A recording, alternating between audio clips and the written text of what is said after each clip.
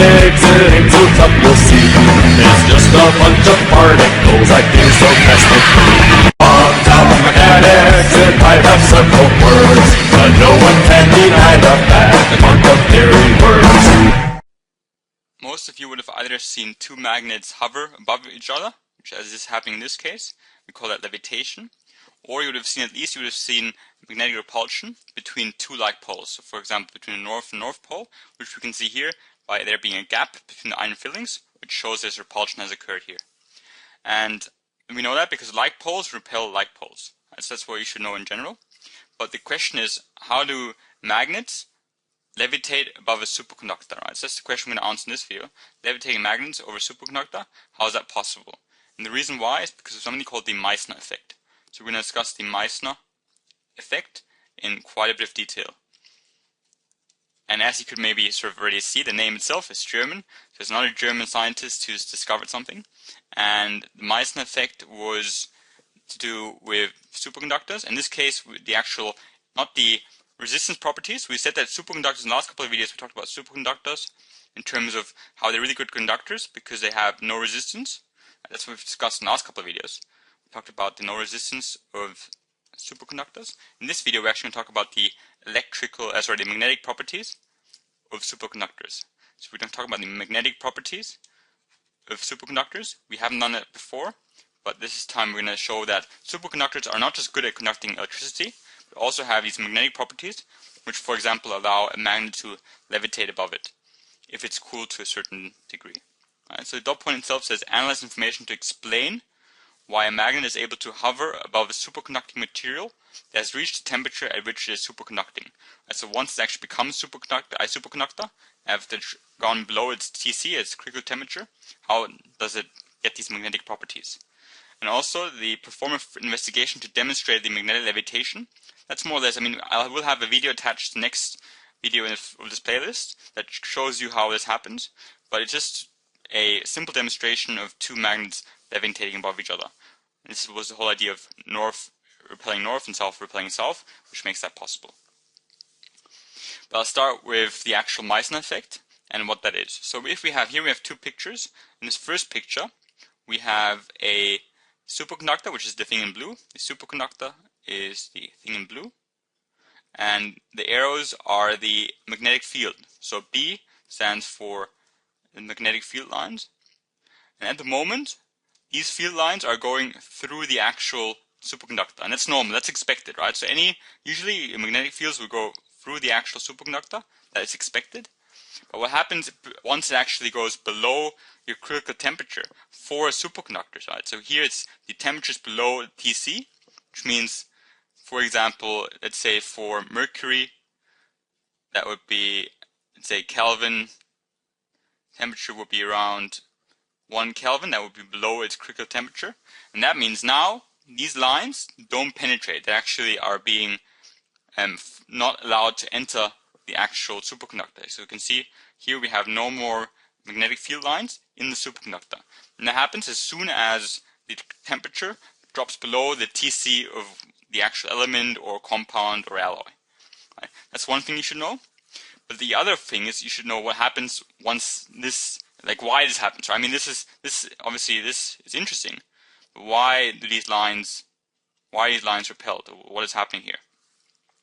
And that's to do with the Meissner effect. So this is an example of the Meissner effect. And for the Meissner effect, you also need to know something called the eddy currents, and what these eddy currents are. Right, so the eddy currents are something down here. Now, eddy currents are relatively straightforward. If we have a magnet, and this magnet kind of hits a conducting material, so this could be a superconductor, sometimes it could also be a normal conductor, but let's say this is a superconducting material. If a magnetic field hits that superconducting material below the TC, this happens only below the critical temperature, what that means is the actual magnetic field will induce a current. Remember, the magnetic field can induce current, that's possible, that's normal. And this current is not just called any current, it's called the eddy currents. Because what they do is these currents move like in a circle. So they go in the circles. These currents here are all eddy currents. So you can see the magnetic field is this part here, which was produced in this case by a coil, like a solenoid. But then what happens is, once it drops below Tc, critical temperature, it induces these currents, these eddy currents. And these eddy currents we will now call the perfect eddy currents, and I'm going to explain that perfect word as well. Perfect eddy currents. Perfect eddy currents. And this gray thing is meant to be our superconducting material, right? So this is our superconducting material.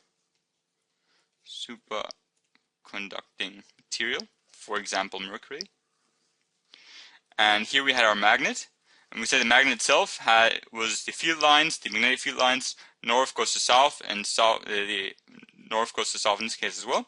But what happened is the lines actually induced this eddy current, which is this one here. This was our eddy current. This one there. And the eddy current, if you use the palm rule, the current rule for the magnetic field direction of the magnetic field, you would have your thumb, this is meant to be a thumb, in the direction of the current. So we're saying the current is going this way. You would have your palm facing you, and your fingers are meant to be wrapping around you. This part is not important, but the idea is that if you have your thumb in the direction of the current, your fingers wrapping around you, your palm facing you, what you're going to see is the current, that the magnetic field that's being produced by the eddy current is going to go in the exact opposite direction. It's going to go, in this case, it's going to go, north will be here of this material, north here and south here, and then the actual magnetic field will go in the opposite direction. It will oppose the actual direction of the first magnet. What we have here is levitation, because now these two are exactly the same strength. They are the same strength. That's where the perfect comes from. Perfect in this case means they have the same strength as the original magnet. And what that means is, because they both have the same strength, the magnet and the other magnet which opposes movement, that means they're going to cancel each other out, and that means there's no movement in general. And one way you can kind of imagine that would be if you have, for example, someone who is the whole tug of war when it comes to a rope. So this might be a rope. You have people on the one side and people on the other side pulling that rope. Let's say, and they're of equal strengths. They have the same strength in general. And what you're going to find is you're going to find no movement at all. So this will not move. And the reason why is because both their strengths have canceled each other out. That means this part of this rope will stay still. And the same thing happens here. If you put this magnet, will float, it won't move, because its magnetic field has been cancelled out by the magnetic field produced by the current, the eddy current, which cancels out that field, and now they're levitating. So to sum it up, magnetic field induces a current. That's the first thing that happens, right? A magnetic field can induce a current. In this case, we call that current the eddy current, and it's induced on sort of the surface of the superconductor. So it's on the surface of the superconductor. Surface of superconductor. Then the next step is the conductor, any current can actually produce its own magnetic field, right? So the current, any moving current produces its own magnetic field. That's just a rule. So current produces own magnetic field. In this case, we looked at the current, the thumb rule, and found that the actual direction of that magnetic field was opposing the original magnetic field. So current produces own magnetic field, and that led to the cancelling of the original magnetic field. So cancelling of the original magnetic field, or cancelling out. I mean, the strengths are equal, so they cancel each other out. Cancelling of the original magnetic field.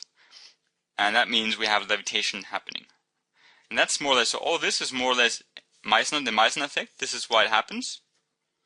This is why we have nothing being able to penetrate anymore. So here you can see once we go below the Tc, the actual lines can't penetrate anymore. The reason why is because of the Meissner effect, because they try to go in, but they're being penetrated, they're being repelled by like and like, so north repelling north and south repelling south. That means they're trying to get in, but they can't because of the magnetic field which was induced in the superconductor. So that was the Myosin effect. And what also, something really quick, which is not that important, but it might be useful for the next dot point, is there's two types of superconducting material. There's your type 1 and your type 2. Your type 1 are your metals, and your type 2 are your, for example, your cuprates. And type 1 metals would be, for example, mercury and aluminium. And what you should know is they're a bit different. So this is an internal magnetic field and external magnetic field graph. This one is for the type 1, and this one is for the type 2. I'm not going to talk about this in detail, but I might make a video about it in the future, but I don't think you need to know it for your HSC. But the idea is that if the magnetic field, so if this magnetic field here, produced by the magnet, if this magnetic field is way too strong, what that means is that after a while, so here's the external magnetic field, which is the one, this one here, is the one applied by the magnet. If this one's way too strong, at some point, you're actually going to have, for type 1s, you're going to have at any given point, you're going to have a snap back. So you can see here, the internal magnetic field will pop back into place. What I mean by that is this magnetic field will all of a sudden be there again. Right? It was like this beforehand, and all of a sudden it'll go back to this. And the reason why is because the external magnetic field was too strong and overpowered the internal magnetic field. And this means it loses its superconducting properties. Some of the magnetic properties, the superconductor will lose its magnetic properties of being able to cause levitation once it gets over that point. Once the external magnetic field is too strong, it will all of a sudden lose its properties. That's for type 1. For type 2, it's a bit of a different graph. You can see there's 2 points. The first point is when it was completely expelled. Here it's completely expelled. And all of a sudden, as the external magnetic field gets a bit stronger, you have some of it being penetrating, some penetrating, but not all of it. And then at some point, all of it will penetrate, which is roughly here. So there's 2 points. There's the point when it starts and the point when it's completely being penetrated. The good thing is with type 2 is that this is a higher point, so which means we can afford to have a higher magnetic field. This magnetic field can be stronger before complete penetration of the magnetic field occurs. Right? So you're going to have quite a few things made of type 2. The ones which have to have the magnetic properties are often made of type 2 magnets because they can withstand higher external magnetic fields before they snap back into place. Whereas the type 1 magnets, or the type 1 superconductors, they will have a lower, they will all of a sudden lose all their properties, magnetic properties, and that point is at the lower point as well. So type 1 are usually not used for these magnets, it's more the type 2 that are. Again, I quickly cover the Myosin effect again. So dot point says analyze information to explain why a magnet is able to hover above a superconducting material that's reached a temperature at which it is superconducting. So you need to be able to explain it. So you need to be able to say that as soon as it goes below the critical temperature, the external magnetic field, which was the one which was produced by the external magnet, this one will induce a eddy current on the superconductor. Right? The eddy current is the one that goes in circles. This current will produce its own magnetic field. Right? So magnetic field induces a current after it's reached below the TC. This eddy current then produces its own magnetic field, and this magnetic field that it produces cancels the external magnetic field, so they cancel it out, which means there's no movement happening and levitation has occurred. That's more or less it. That's the Meissner effect. Hope that was useful. Thank you for watching.